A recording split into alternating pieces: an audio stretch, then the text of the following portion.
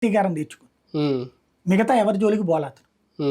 అయితే గీతే మార్చేసుకున్నాడు అంతే. అదే అప్పుడు ఎల్వి సుబ్రహ్మణ్యం వీళ్ళని మార్చేశారు. మార్చుకుంటారు, మార్చుకోవడము ప్రాధాన్యత అప్రాధాన్యత వేరు.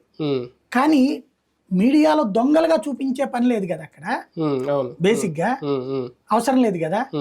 ఈవెన్ నిమ్మగడ్డది కూడా గొడవ అయ్యాకనే వచ్చింది ఇష్యూ, అంతకుముందు లేదు కదా. అతను అట్లా కంటిన్యూ అయిందే కదా వ్యవస్థ.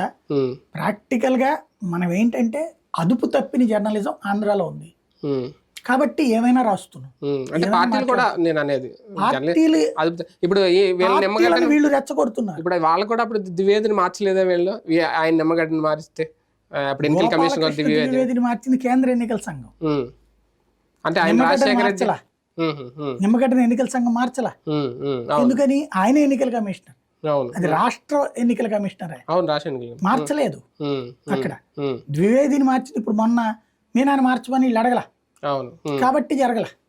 అప్పుడు ద్వివేదిని మార్చమన్నారు, అప్పుడు ఉన్నటువంటి ఎన్నికల కమిషనర్ మార్చి ద్వివేదిని పెట్టారు. అంటే స్థానిక ఎన్నికలకే ఉన్నారు కదా కాబట్టి మార్చక్కర్లేదు, పెద్ద పట్టించుకోలేదు. Red book revenge